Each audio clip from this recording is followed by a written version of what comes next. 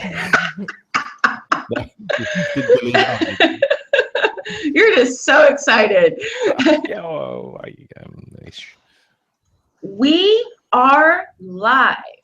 Welcome to the Literary Roadhouse. One short story once a week. Did I do that right? No, it's Did I say this something is wrong? Literary Roadhouse. Oh, yeah. It's been a while since I won anything. I always lose, don't I? And the other two are welcome, so it's like, Which show am I on? Yeah. Okay, let's do this again. This is Literary Roadhouse. One short story once a week. I'm Maya. I'm Gerald. I'm Remy. And I'm Anais. And this week we will be discussing All the Assholes in the World and Mine by Charles Bukowski. If you haven't read this story, please go ahead, turn off the podcast, and come back after you've read it. This story follows a man who is a drunk. He is a raging drunk. He has a lot of medical issues. He chases women. He smokes too much. And one morning, he has horrible hemorrhoids. He goes to the doctor. Doctor says, we need to look at you and have you come back. Maybe we'll do surgery. So he goes back to have his butt looked at. And out he indeed has hemorrhoids, and he has to come back yet again after a night of laxatives and a morning of enemas to have surgery. In the morning, he goes to the hospital and he has his surgery to remove his hemorrhoids. And he is put in a room with 3 other patients, and he is miserable. They are loud, they are obnoxious, they keep talking to each other. One of the guys is really, really annoying with the doctors and nurses, and he asks to be moved to a different room. He goes into a different room where there's only one other patient, and that patient plays the TV all day and most of the night until 1:30 in the morning. When he is released from the hospital, he is in pain and he's miserable. He is pooping blood, but when he gets home, he looks around and he feels happy and satisfied to be alive. There's my summary.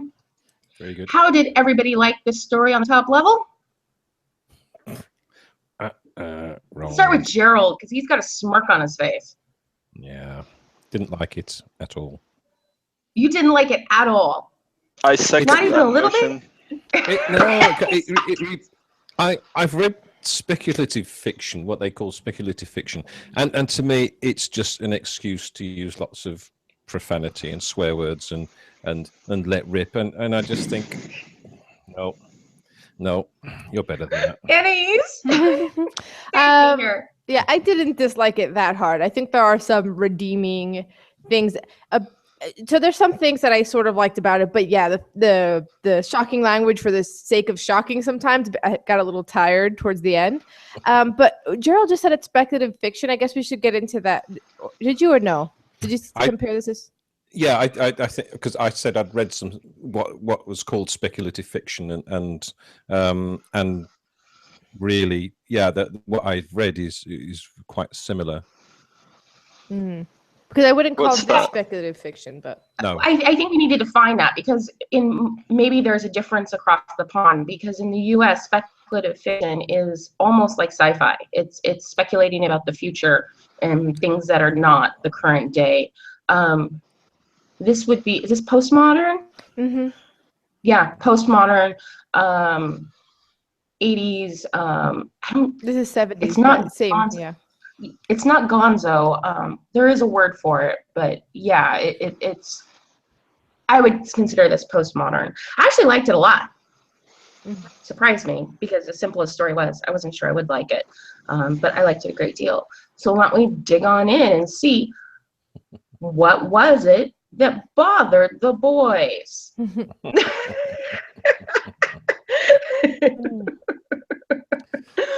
Okay, Gerald, was it mainly the language that bothered you, or? it's partially the language because there was so much of it, and it struck me as not being necessary to get the ideas across, and without that, I didn't think there was much of a story, or maybe the profanity turned me off so much that I didn't really get into it. I don't know. It's very hard. I'm not I'm not averse to swearing. I've even sworn myself in writing. Yeah, we've heard you.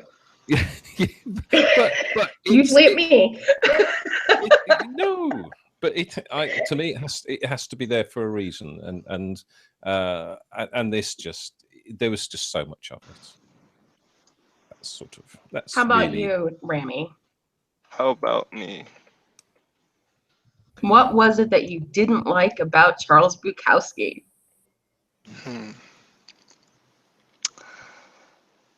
This story left me with lots of questions.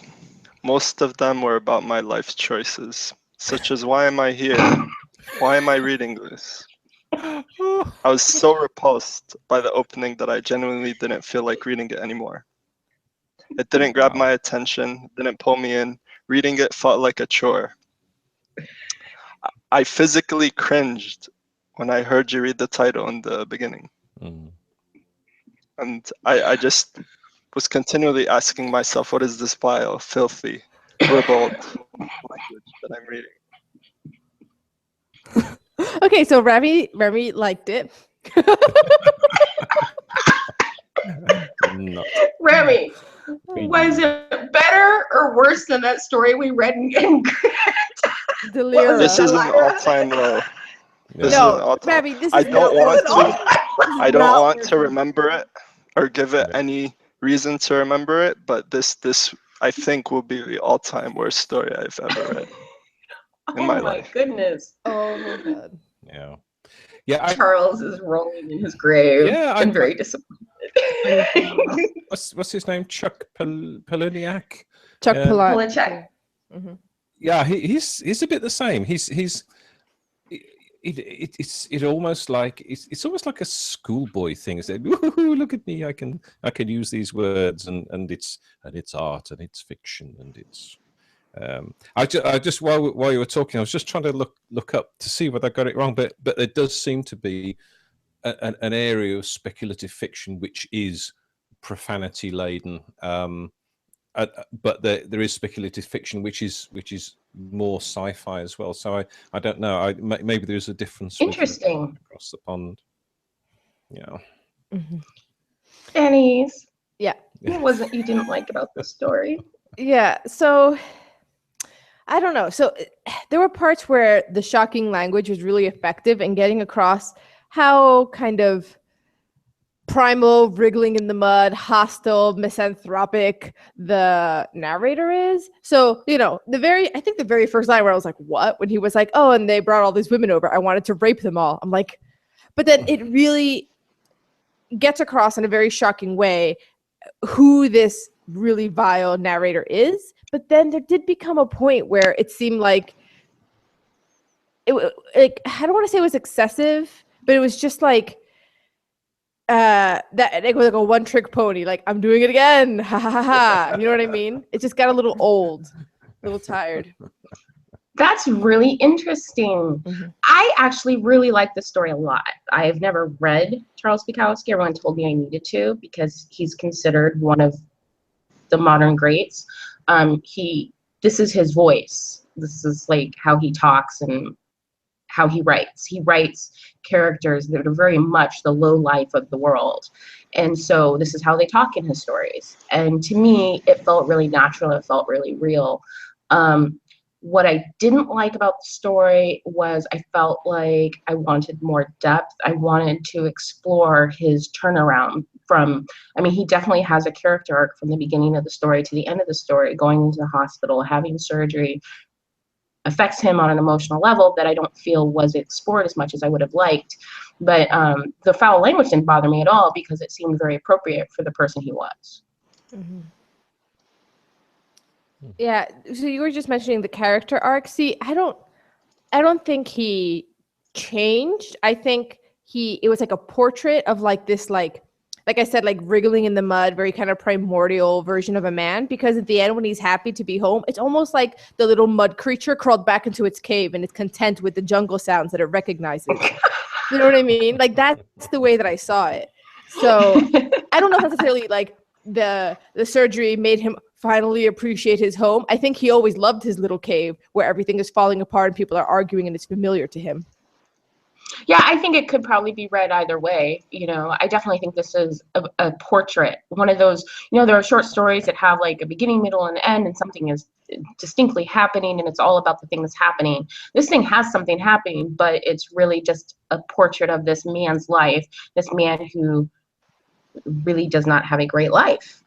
You know, he is an alcoholic. He doesn't have any significant relationships with women.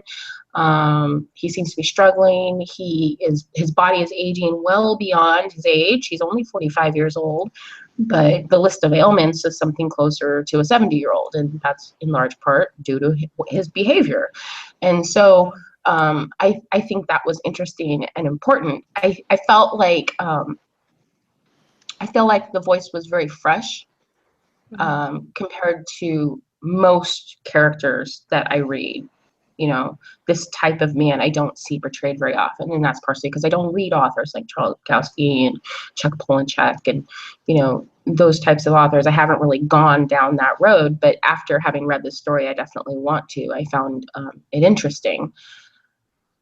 I think the thing I liked most about the story was the language, actually. Not the cursing, but the use of language in the story. How did you guys feel about it? Yeah, I think that I'm just trying to. It's really hard to describe what I find distasteful, and I'm sort of solidly in Rami's camp, and trying to be sort of objective about it, and like, do I hate the story or do I hate the man? Because to me, there's no, you can show that his disdain for women and his dislike of women, other than in bed, without saying, you know, I want to rape these women. I just think that was totally unnecessary. It's so, and so I can't get past that. I can't get past the feeling that the author's just throwing in these words, saying, "Ha! There's rape, ha!" and there's a word, and the C word, which I find extremely distasteful too. And there it is, and yeah, I don't know.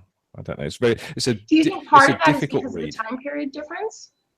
Because I mean, this was written in the 70s. He's more like an in the gutter type writer. The word rape was tossed around more as like a joke, you know? And so when he said, I want to rape them all, I didn't think he literally meant I want to attack them all, throw them on the ground and rape them. I felt like that was him using it in like his jokey, gutter, vile self language. But now that's unacceptable. Now you don't hear that. And when comedians do have a rape joke, it's like a really big deal and they get a lot of flack for it. Yeah. But in the 70s, I remember listening to old Richard Pryor and stuff, and it was a lot more common. I think I'm sort of straddling the middle of those two perspectives. I think this is the kind of thing that a man this foul says in a tone that could be maybe taken as jokey to have plausible deniability. He really is vile. He really does think that he should just have whatever the hell he wants and women should be paying attention to him. And then if somebody goes, bro, that's not cool, he'd be like, it was a joke. But really, no, it's not too far from how he actually sees women, you know? But those characters exist, so should we not write about those characters? No, I'm not saying you shouldn't have written about it. That line didn't bother me as much as it bothered Gerald. I think it actually crystallized very quickly and very clearly who this guy is. Yeah, it did the same for me. It gave me character, it pulled me in the story, it kind of shocked me awake and kind of told me what to expect so that the rest of the story didn't hit me as shockingly. Mm-hmm. I think without that line, if the rest of the story had kind of snuck up on me like that, I would have had a much more negative reaction. But by kind of like saying, this is who this guy is, we're going to reset where your expectation as a reader is, it didn't bother me as much. Mm-hmm. I will say, though, that all the profanity and all the grossness and the constant references to all the things coming out of his butt took away from some of the moments that were like a little bit more subtle. Like there's all these little things that I had to like slow down to catch. Like the only time somebody laughs at his joke, he's like, oh no, I'm being corny, gotta stop talking now. Like he hates people to the point that they just regard, not just women, but just people in general. Somebody laughs like with him, thinks he made a good joke, he's like, nope, gotta stop. Can't be entertaining people. And then he has that one line, no wonder men turn to gods. It was pretty hard to take it straight. The way that like everything is like in the language of drinking, you know, and just there was some subtlety there, but you miss it amongst all like, you know, the blood coming out of his butt. Yeah, there was a lot of subtlety. There were several lines that I highlighted, and that was one of them. I really liked that line, you know, and it was a really simple way of saying that his life is so miserable that he just really doesn't even want to be there, you know. And it kind of explained his drinking and how he interacted with people. Another line I really loved was, and this actually is part of the stuff coming out of his butt. He says, "My intestines hung out of my ass like a dog's tail." I've never seen such vivid descriptions of gross medical procedures in my life, and it was really visceral. It was really just gross, and I felt like I was really there, and it was like, wow, this is what it's like for a dude to have hemorrhoid surgery. And then he was so whiny and annoying about it afterwards. You know, they joke about the man cold. But it really did put me in that time and place of what it must have been like for him. Mm-hmm. Yeah, I can see that. I think you raise a good point, and yeah, there was some good descriptive text, descriptive narrative in there, and it was you know, just the overall subject of a guy going into hospital and having hemorrhoid surgery. You know, it's kind of I'm just trying to think. It's kind of like it's a branch of fiction which I know about and which is valid, and a lot of people like it, and I don't, and I just think that's it. It's just, yeah, it's a story, and it's not for me. So there we are. Mm-hmm. Rami. Rami's just like sitting there. He has no comment. He's so annoyed. He's so mad that this happened. So annoyed we made it. Did you get anything out of the story? Did you see any themes or anything that you thought was interesting about the story? I see a big fat no. For me, what I got out of the story was twofold. I liked how vivid and beautiful these descriptions were without using flowery language. I think it taught me that you can be vivid and descriptive and beautiful in your use of language without really reaching very far into the vocabulary scale. And that was something interesting. And then the idea that anything can be a topic for a story, that you literally can take anything and with enough skill create a story out of it. If somebody can write a story about getting hemorrhoid surgery, someone can write a story about just about anything. And I thought that was really valuable for me as a writer. Yeah, I think he could have. Someone could have written the same story about the same kind of guy without all the profanity and the shock tactics, and I would have enjoyed. Yeah, I'd have enjoyed it more. I'd have been able to see a lot more of the story and understand a lot more of the story. I don't know. I'm desperately trying to show some positivity. Well, I'm just fascinated by how the language turns you off so much that it kind of was like a block. You know, it kind of blocked you from the rest of the story because the language was such a turnoff for you. I think that's really valuable. Mm-hmm. I think there's also some like turning a little bit to theme, a little bit of commentary about how like drug abuse, and also when you're undergoing a procedure, it like reminds you of how like you're just like a sack of like flesh. You know what I mean? Like it gets you very connected to the fact that you are an animal. I think that was, again, like there is some subtlety here that he's like putting too much like, I don't know, whipped cream on top and you can't get to the ice cream or whatever, like tortured analogy. Really but like bad analogy for this particular really story. Really bad. Like the blood sausage at the bottom. Anyway, I guess what I'm saying is like, so like, okay, so when the TV is on, when it's the racing cars, it's something he understands. It's something primal and basic. But when it gets to celebrities and fundraisers and just people talking, he's like, nope, I don't understand it. I'm confused. I don't care. And then he goes back to thinking about the surgery he just had, the condition of his body. And there's a way in which he seems so base. Like he doesn't seem to be operating on the same level as anyone else. And that seems to be a commentary about both of those things. The way that drug abuse gets you there plus surgery. Like both of these things make him so... Like the only time he has any concern about the way the civilization works is when he finally gets back to his little cave, to his apartment, and he's like thinking about the water heater and making the bed. Like now he's doing things that humans do that isn't just like this baseless chasing of booze and women. Yeah. And one of the subtle things that really got me was when he was having the checkup and the doctor, it's described like a snake, like a plumbing snake. And the doctor's exploring, and he's like, yep, surgery. And he's like, what for? Is it just going to be for the hemorrhoids, or is there something else wrong with me? Mm-hmm.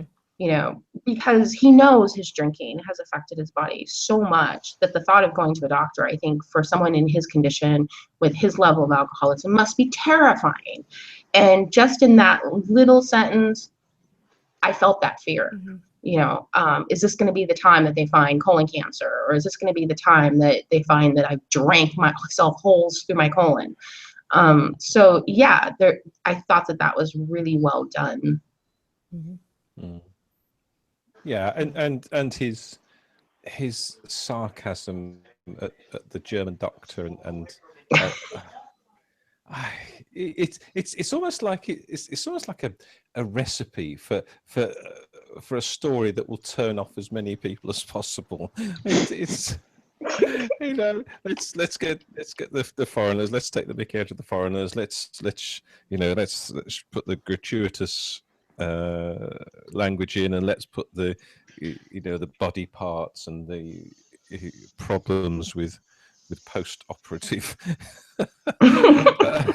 procedures. And I'm sounding like a right prude today.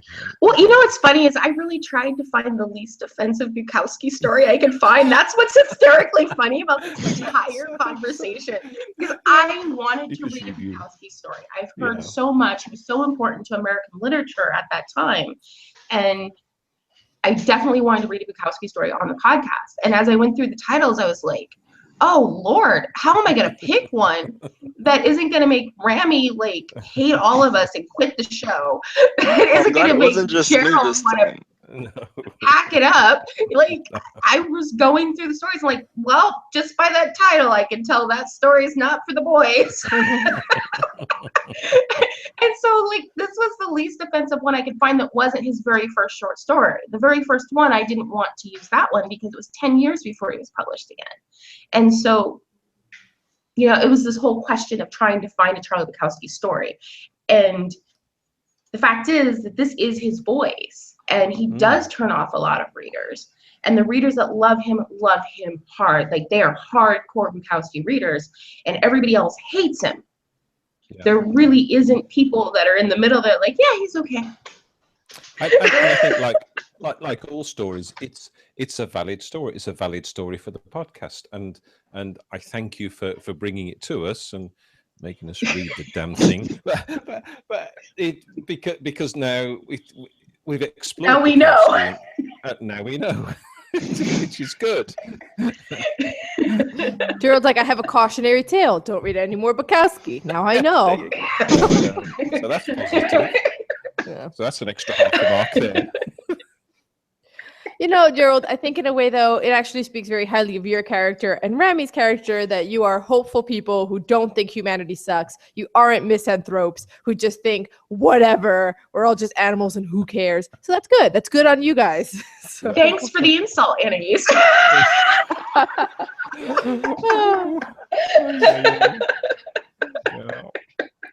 I mean, I liked it more than they did, so. What does that say about us?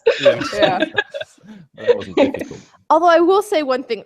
So it's set in LA, and as I was reading the story, I'm like, how come almost every story set in LA has really grim perspective on humanity? It's always like a misanthropic story. What is it about LA?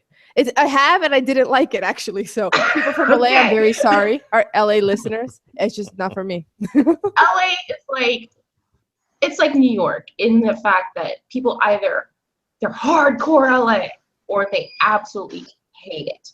Like it is the worst city on the planet.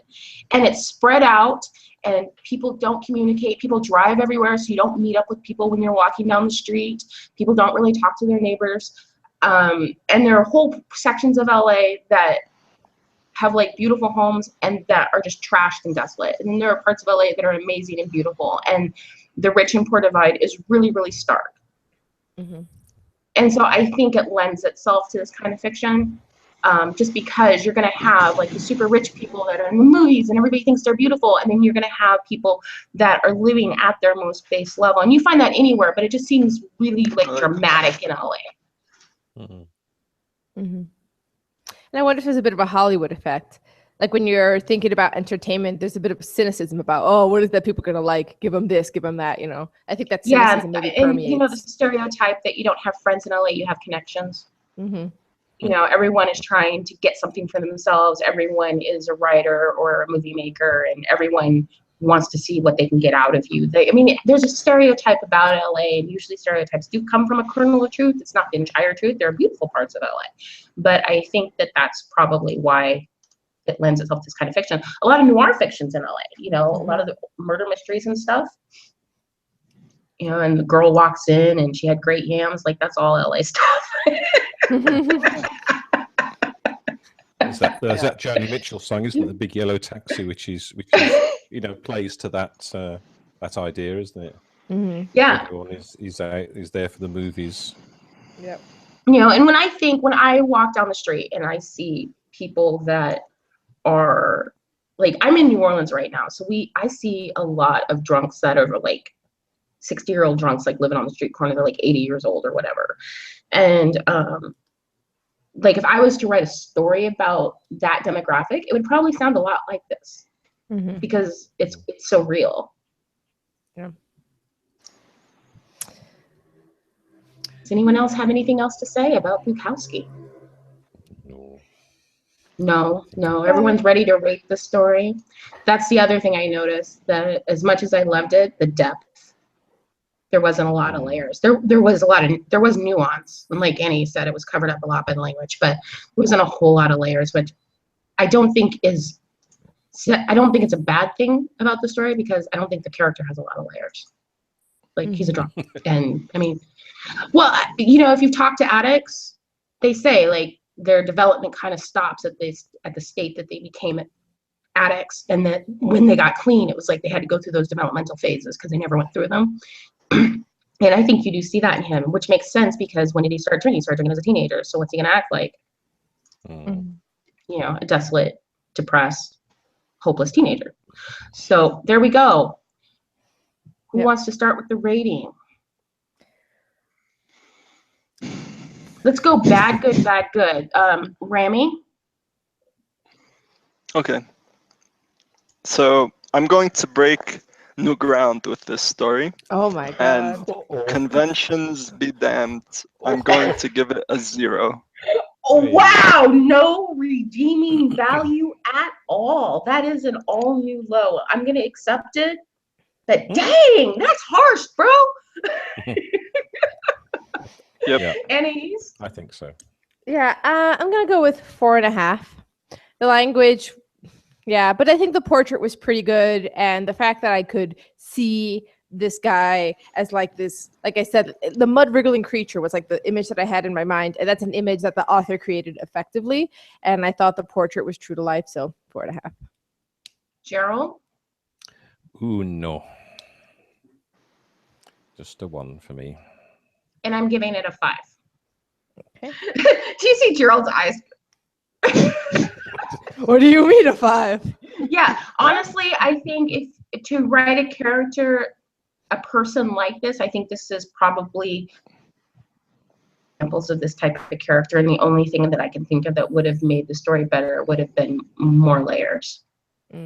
Gerald, And so, yeah, it gets a 5 from You me. need to go through all the past episodes, find everything she gave a 5 to, and be like, really? And just like bring the receipts. No, really, Really? I really liked it. Like, I Yes. really, really liked it, and I want to read more Bukowski. Yes.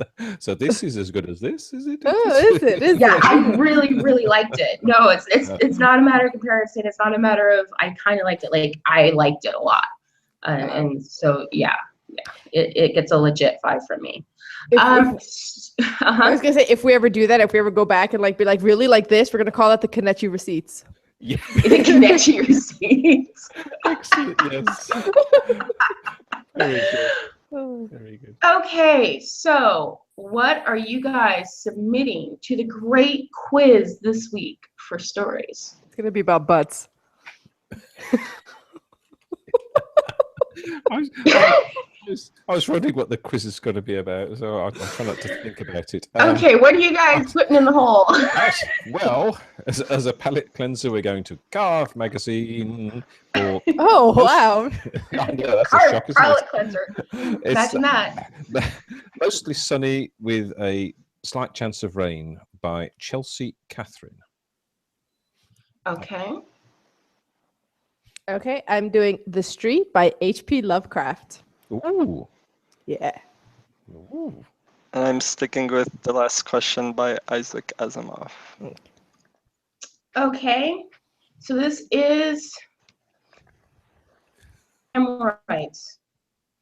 Work, actually. What? I got to say, this took a lot of work to squeeze out this particular quiz. You want to use the word squeeze after you use the word hemorrhoid? Let's not do this. Oh, come on, I can help myself. Just give me one little pun. Just one pun, please. Okay. So, this great war may have been lost or won, depending on the side that you're on, in part due to hemorrhoids. We're going to start with Annie. Oh, is the topic actually hemorrhoids? Yeah, it is actually hemorrhoids. I wasn't joking. I wasn't facetious. Okay. The topic is actually hemorrhoids. There's no stealing because you can't steal hemorrhoids. They're not contagious. So, Annie, this great war may have been won or lost, depending on the side you're on, in part due to hemorrhoids. The Mexican Revolution, Waterloo, the War of Spanish Succession, the English Civil War.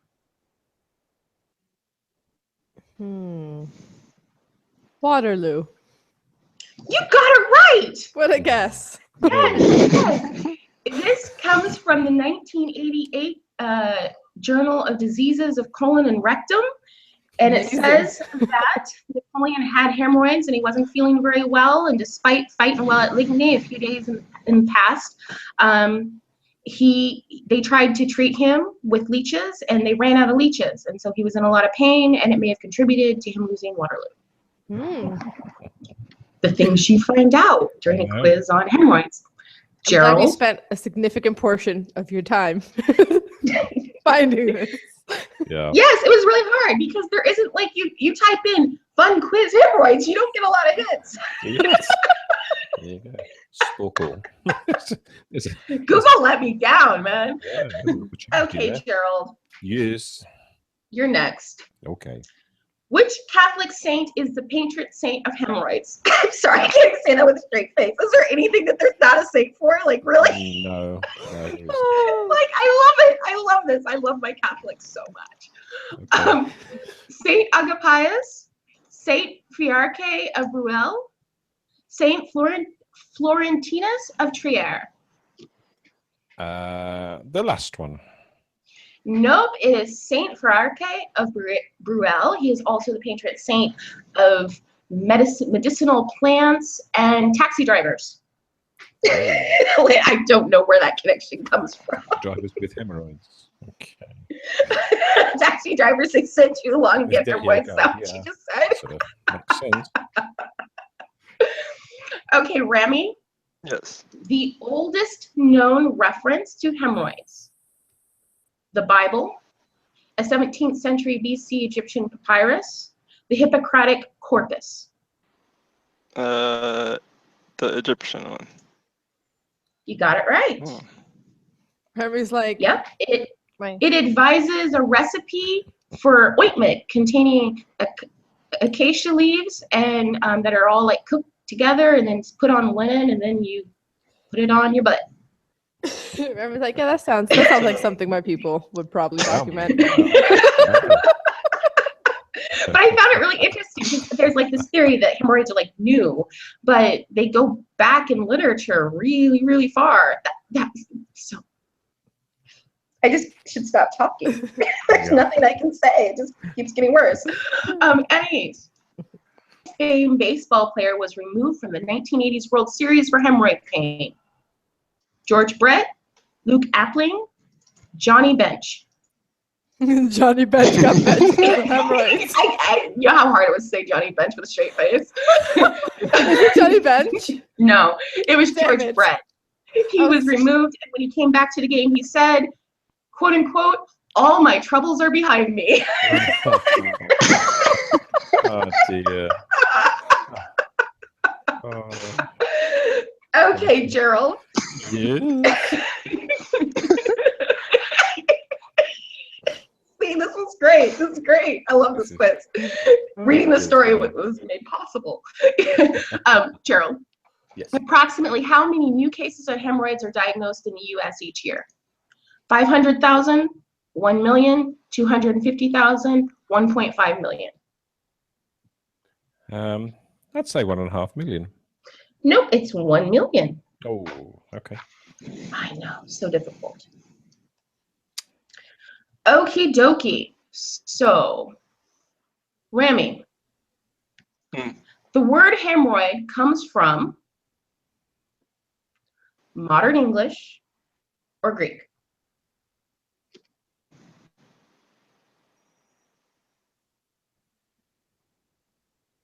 English. Hello? Did you not get it? English. I said English. Oh, modern English? Nope, it comes from Greek. The word hemorrhoid comes from the words hama, meaning blood, and rous, meaning flowing. So, Jeez. It's not funny. Of all the things, it could be blood flowing. I know. Okay. So many things. Yeah. Could have been that. All right. Okay, so we have a tie between Annie's and Remy, and I did not have a tiebreaker, but I'm making one up right now. I'm going to ask each of you a true-false question, and we'll see what happens. Okay, so Annie's question, true-false. Marilyn Monroe had hemorrhoids. True. You got it. Yeah. Remy, FDR had hemorrhoids.